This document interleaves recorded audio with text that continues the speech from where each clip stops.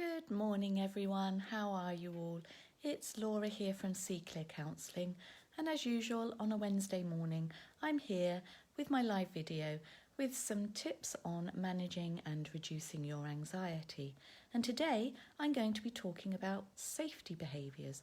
So safety behaviours are things that we might do that when we have anxiety about a particular situation or an activity, we actually turn to our safety behaviours to help us actually do our activity or join in that event or do that situation. But unfortunately, safety behaviours can actually be feeding our anxiety. We might think that they're good things to do because they enable us to do something that our anxiety might stop us doing. But unfortunately, if they're things that we continue to do all the time, then we will just not learn how to manage our anxiety properly. Morning, Joanna. It's nice to see you. Thank you for joining me. And if you are joining, come and say hello, give me a wave. And if you're watching on replay, then please do put #replay. And for those of you who don't know me, my name's Laura. I'm a counsellor and cognitive behavioural therapist, and I specialise in working with anxiety. And you can find out more about me on my website, www.seeclearcounselling.co.uk. So as I say, today I'm going to be talking about safety behaviours. So safety behaviours can also be known as your safety blanket, a crutch or a lucky charm. They are just things that you do that you feel will enable you to go into a situation that would usually cause you anxiety. But the thing with them is that if you don't have that safety behaviour, you're probably unlikely to go into that situation because you're too fearful of it. So what happens is your safety behaviour gives you a false belief that you're safe, because actually you still have the fear of that situation. So it's kind of like a temporary fix for your anxiety. So examples of a safety behaviour might be, maybe if you go to the theatre or the cinema, you'll only go if you can book the aisle seat, which means that you can escape quickly if you need to. It might be that perhaps you're a little bit anxious about driving, and so you will only go driving if your partner, your husband or your wife can go with you. And that will then enable you to go for your drive. It might be perhaps you're a little, that you're agoraphobic and you're afraid of going outside for a walk, but you are able to go out for a walk if you take your diazepam or your anxiety medication with you. And that enables you to go for that walk. Now this sounds really good, doesn't it? You're having behaviours that allow you to do those things that your anxiety has said to you that you're fearful of and you would usually avoid. But actually what it's saying is, I'm still fearful of those situations. I still believe I'm going to have anxiety in those situations, or I might have a panic attack in those situations.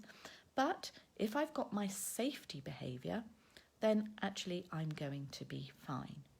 So we're not actually tackling the root cause of the anxiety. It's almost like we're just putting a sticky plaster over it, because we're saying if I have my safety behaviour, I will be safe.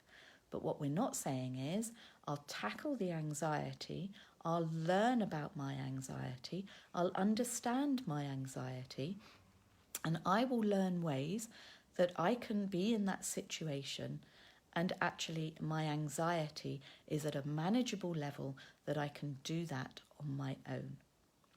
So safety behaviours are okay to start with. They allow you to do things. They enable you to be able to do some things that perhaps you weren't able to do before. But the trouble is that if you continue doing things and going to your safety behaviours to enable you to do that activity or be in that situation, you'll never really know whether or not you can cope with that situation on your own and without your safety behaviour. So that means in the long term, your anxiety continues, that you are still fearful of that situation or that activity. You haven't actually overcome your anxiety. You've just said that it's okay if I have my safety behaviour. So maybe give a little bit of thought about what kind of safety behaviours do you do? Are there certain situations or events that make you anxious and you're okay to go to them as long as you've got your safety behaviour or your safety blanket, your lucky charm, or that crutch that holds you up? But does that mean that you're really starting to manage your anxiety? Because next time you want to do that, if you haven't got your safety behaviour, you're probably going to avoid it. So think about your own safety behaviours. And if you feel that you need some help with reducing your use of safety behaviours, then counselling can really help you with that. Because what we do is we look at your anxiety, we understand your anxiety, and we look at ways that you are able to go into those situations or attend those events or do those activities without your safety behaviour. And what that means is that you are then managing your anxiety, you're reducing your anxiety, and you're able to be in those situations without your anxiety getting out of control. And you don't need those safety behaviours to do that. So there we are. That's about safety behaviours, and that actually, although safety behaviours seem a good thing to do, they are actually enabling your anxiety to continue because you're not really tackling the fear that you have about that safety, about that situation. You're just putting a sticky plaster over to say, that's okay, I can do it as long as I've got this safety behaviour. So I hope that's been helpful to you.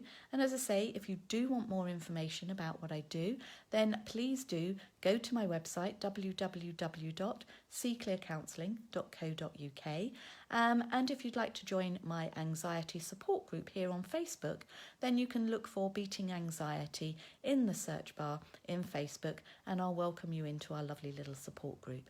Hello Adam, thank you for joining me. I hope that you caught some more of that. If you've just come in at the end, then please do watch on the replay and put #replay, because every time someone puts a comment or a remark or a question in the comments, that helps to push the video out to more people to see.